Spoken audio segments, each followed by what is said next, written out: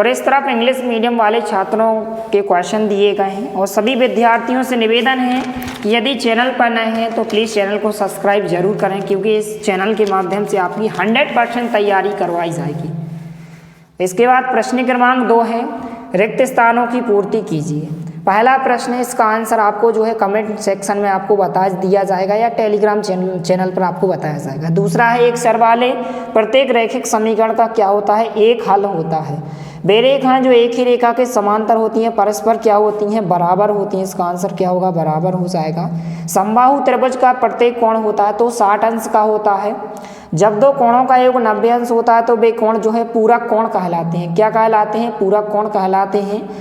एक समांतर चतुर्भुज में सम्मुख कोण जो होते हैं क्या होते हैं, बराबर होते हैं। आमने सामने के कोण कैसे होते हैं, आपस में बराबर होते हैं, तो इसका आंसर बराबर होगा। इसके बाद प्रश्न क्रमांक 3 है, सत्य असत्य लिखिए। पहला प्रश्न है, x बराबर 0 y अक्ष का समीकरण है, बिल्कुल सत्य होगा। दूसरा, रिजियु कोण की माप 180 अंश होती है, तो बिल्कुल सत्य होगा। तीसरा है, किसी वृत्त की जीवा पर केंद्र से खींचा गया लंब उसकी त्रिज्या कहलाती है, तो बिल्कुल सत्य होगा। मूल बिंदु के निर्देशांक 0 0 होते हैं, तो बिल्कुल सत्य होगा। किसी भी त्रिभुज में अधिकतम एक ही समकोण होता है, तो यह कथन भी आपका बिल्कुल सत्य होगा। वर्ग अंतरालों के मध्य बिंदु को वर्ग चिन्ह कहा जाता है, तो यह भी आपका क्या हो जाएगा, सत्य हो जाएगा। इसके बाद प्रश्न क्रमांक 4, सही जोड़ियां मिलाइए।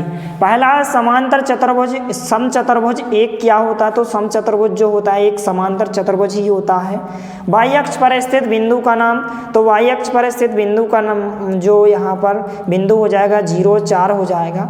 ऊपरी सीमा प्लस निम्न सीमा बटे 2, तो यह जो सूत्र होता है यह वर्ग चिन्ह का सूत्र होता है। ठोस की आकृति का उदाहरण, तो बेलन जो है एक ठोस आकृति का उदाहरण हो जाएगा। F नंबर से आपको मिलाना है।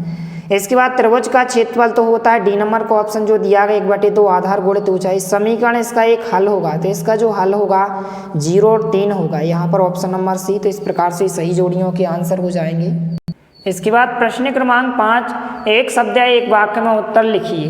पहला प्रश्न है, एक बिंदु से होकर कितनी रेखाएं खींची जा सकती हैं, तो एक बिंदु से होकर अनंत रेखाएं खींची जा सकती हैं। रैखिक बहुपद की घात होती है, तो रैखिक बहुपद की घात 1 की घात होती है।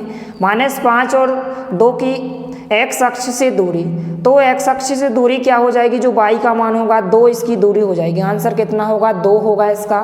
3, आसनरेख बिंदु से होकर अधिकतम कितने वृत्त खींचे जा सकते हैं, तो एक ही वृत्त खींचा जा सकता है। बिंदु -4 और 3 किस चतुर्थांश में स्थित होगा, तो द्वितीय चतुर्थांश में स्थित होगा। किस चतुर्थांश में, द्वितीय। वे दो कोण जिनका योग 180 अंश होता है वे कहलाते हैं, तो समपूरक कोण कहलाते हैं। इस प्रकार से आंसर हो जाएगा। तो जितने भी हमने आपको क्वेश्चन बताए थे लगभग वही के वही क्वेश्चन पूछेगा। आप प्रश्नों को भी देख सकते हैं कि 3 और 4 के बीच की 4 परिमेय संख्या 1/2 1/2 के हर का परिमेयकरण। इस क्वेश्चन को हमने आपको समझाया था कि इसको सॉल्व कर लेना है। सरल कीजिए, इस क्वेश्चन को भी हमने आपको समझाया था कि आपको कर लेना है। इसके बाद इस क्वेश्चन को भी हमने आपको बताया था कि सीधे गुणा न करके इसका सॉल्यूशन ज्ञात कीजिए, तो इस क्वेश्चन को भी हमने आपको बताया था। इसको भी हमने बताया था कि ये किस चतुर्थांश में स्थित है। इसके बाद आप सभी प्रश्नों को देख लीजिए, एक भी क्वेश्चन बाहर से नहीं पूछा गया। यह क्वेश्चन भी हमने आपको बताया था कि इसको पढ़ लेना है आपको। इसको भी बताया था कि भुज और कोटि का मान। इसके बाद 2 हल ज्ञात कीजिए, इस क्वेश्चन को हमने समझाया था। के का मान वाला भी आपको समझाया था। तो लगभग पूरे के पूरे क्वेश्चन जितने भी हमने आपको बताए थे यहाँ पर आप देख सकते हैं। इस क्वेश्चन को भी हमने आपको बताया था, इस क्वेश्चन को भी आपको समझाया था। यहाँ पर आप देख सकते हैं कि सिद्ध कीजिए। इस प्रकार से इस क्वेश्चन को भी हमने आपको बताया था। रिजियु कोण की परिभाषा हमने आपसे कहा था कि परिभाषाएं आपको पढ़ लेना है। इस क्वेश्चन को भी हमने आपको बताया था कि सिद्ध करने के लिए पूछा जाएगा। इसके बाद सर्वांग सम आकृतियाँ किसे कहते हैं, इसकी परिभाषा हमने आपको बताई थी। समांतर चतुर्भुज को परिभाषित कीजिए, इसको भी हमने आपको बताया था। इसके बाद इस क्वेश्चन को भी हमने आपको बताया था कि इसको सॉल्व कर लें। लगभग सभी के सभी क्वेश्चन पूछे गए हैं। हमने आपको इस क्वेश्चन को भी बताया था कि धन डाले का आपको सीख लेना है और वही का वही क्वेश्चन पूछा गया। यहाँ पर आप देख सकते हैं। और अथवा में जो है आयत चित्र पूछा गया, यह भी सरल क्वेश्चन पूछा गया है।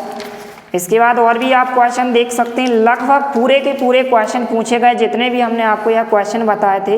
इस क्वेश्चन को भी हमने आपको कहा था कि इसको सॉल्व कर लेना है, 999 का घन। इस प्रकार से लगभग सभी क्वेश्चन पूछे गए हैं।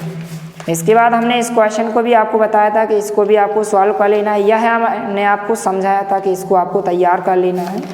तो लगभग पूरे के पूरे क्वेश्चन पूछे गए। इसी तरह आपको जो आपका नेक्स्ट पेपर होने वाला है उसके लिए आपको बताए जाएंगे। मिलते हैं अगले वीडियो में, तब तक के लिए जय हिंद, वंदे मातरम।